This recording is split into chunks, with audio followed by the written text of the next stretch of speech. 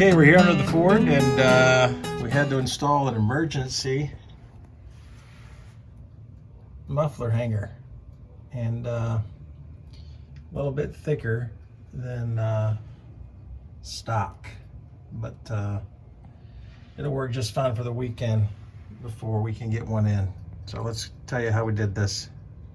Okay, so while I was back here painting the tailpipes before the show on Friday, which I gotta leave Friday morning, it is Monday evening. Look down and look at the muffler, and got a broken muffler hanger there. So what to do? I can't get one in time. I'm not gonna pay to have it overnighted, so I'm gonna have to make those straps. The metal's all good, of course. I want to make those straps, and let me show what I want to use. Okay, what I've got here is a real pliable but strong rubbery material, but yet this is used to be at the base or underneath grills.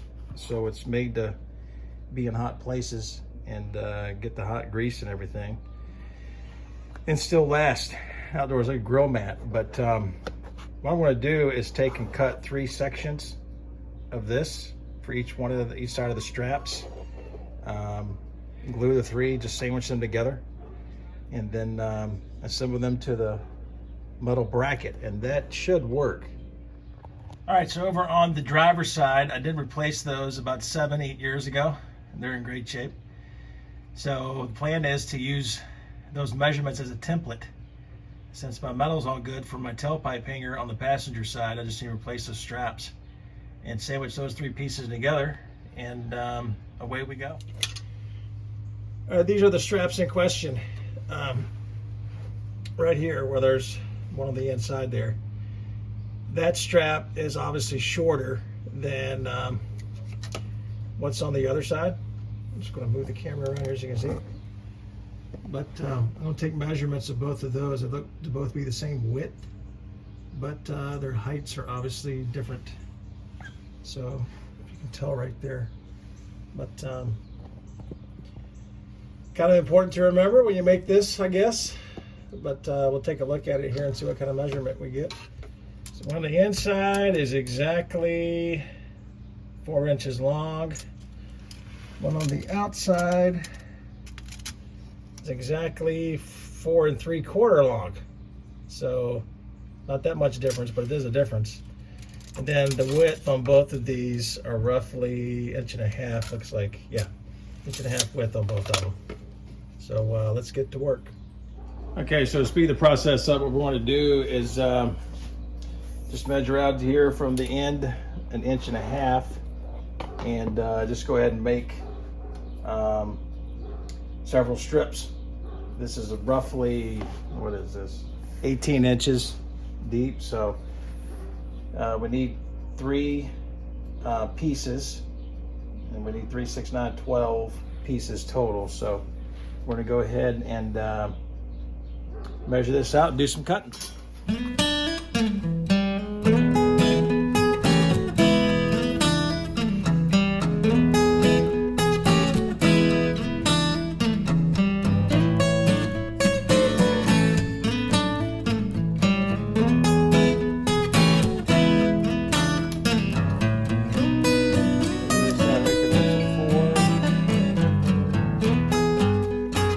All right, here's a thickness of 3.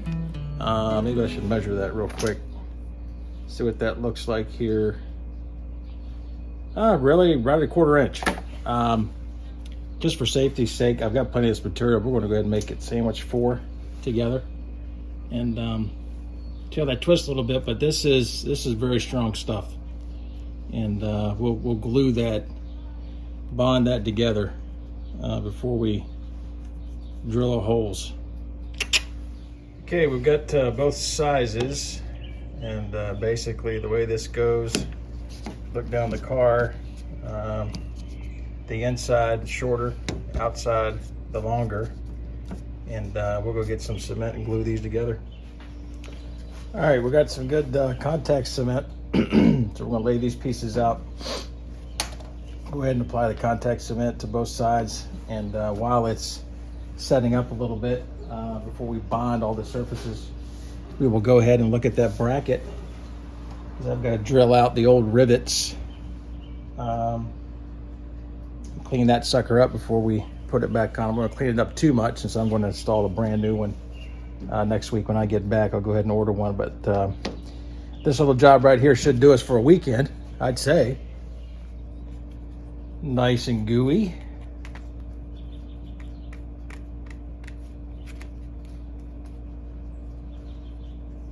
Stuff's pretty strong. It's what we use to put all the insulation in the car, all the soundproofing. If you look back through the blog post, you can see I used contact cement quite a bit on what we did in the interior of the car. But takes a little bit to set up. It's not perfect, but it is pretty nice. It's industrial for sure. The key to this is you got to make sure you got time for the air, I guess maybe the solvent, to release a little bit out of this when you apply it to a surface to be bonded. This stuff gets tacky like really quickly out here in this heat and humidity, so I'm gonna go ahead and bond the first ones together in just a minute here, and then show you what they look like. But I've got them kind of set up here. I need to get a couple more things to lean them up against so that they don't touch anything. I'll get a couple more cans out of here. But I guess there's a part when you do this, when you try to keep the same size together, probably be wise.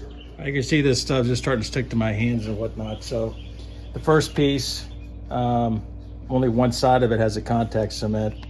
So we'll go ahead and take a piece that matches that. And one thing to remember, once you touch this down, it's pretty much bonded. So we go ahead and get these sticky things in position. Once we get them all need to be, we'll just make a little sandwich.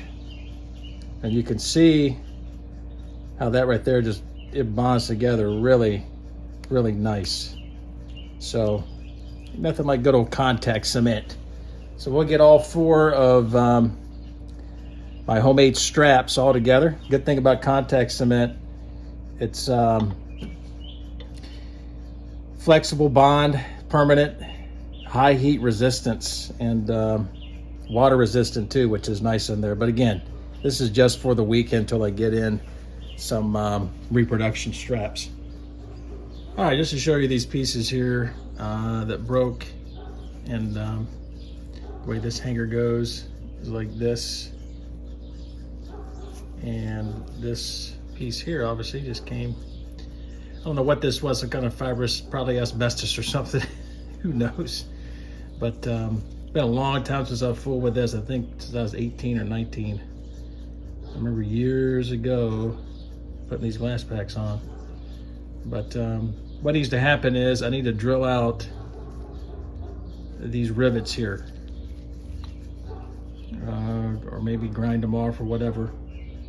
Right there from the back side. The holes will be there, of course, and just take that all off, and then I can just use a bolt and nut, some washers to put the strap on there, because obviously that's what happens at the top. So away we go.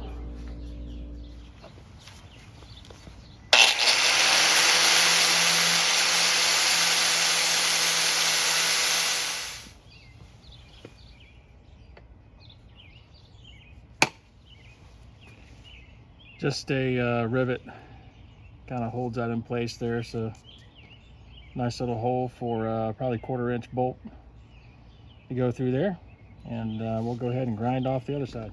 All right, pretty much got the pieces laid out here. I do have some new nuts and bolts I want to use. The carriage bolt that was left, it was bent, so I'm not going to reuse that. But I don't know how you are, but usually when I'm out and about, I like to get a hold of some stuff that's on sale. And this was at Meijer. And every once in a while, I'll just check those hardware sections, and a whole canister of hardware here for $2.25 or so. You can't beat it. But these are set up really well. What we're going to do is just drill 1/4" holes in either end for these. I'm going to reuse what I already had on the frame, and I know we should clean this up, but I'm going to wait till I get the one in from the reproduction company and do it the right way. But just for the weekend, this should be fine. All right, get ready to drill these, and as I marked the places to get holes, I was like, boy, why did I make 4? And some of you been watching the video probably wondering the same thing. But at any rate, maybe if I've got enough bolt, maybe I can just sandwich these together with the 2 to give it a lot of strength. I don't know. We'll see how it looks.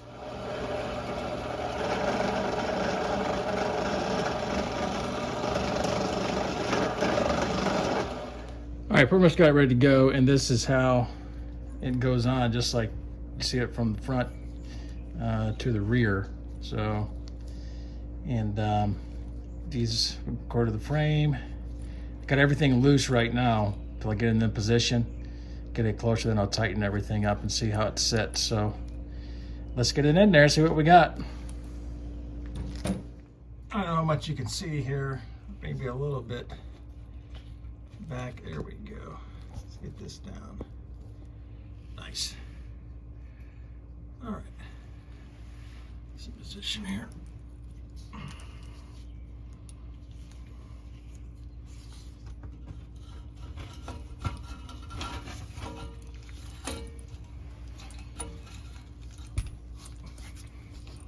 Well,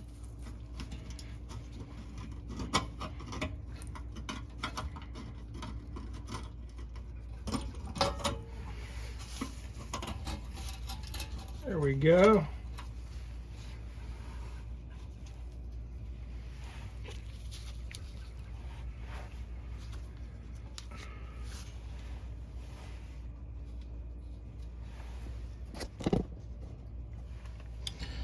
All right, we're just tightening up all the nuts and bolts here, and you can just tell, of course, I've got plenty. I'm glad I tell you what, I'm glad I went ahead and made extra, those 4 pieces. This is going to be really stout, I think. Just take a look at things from the back side here. Of course, that stuff ain't very clean, but again, is this an emergency situation because I can't get one of these hangers in time. All right, now that we got this all cinched down really good, nice and tight, and boy, these straps are probably overbuilt them, but better overbuilt than underbuilt, and it'll do for a weekend anyway. But now what we'll do is we'll put the small bracket on the bottom to take the weight off this glass back here and bring it back to the hanger. So get the nuts and bolts on there real quick. Let's go right up there in those 2 holes. All right, since I'm not using the carriage bolts, it does make it a little interesting, but just so you can see, we've got both of the bolts through. And it's so tight in there. Try to get in there, yeah. It's just hard to get a wrench in there. I think we can do it though. So, and there's the other side. But at any rate, we'll keep going and then we'll give you an update.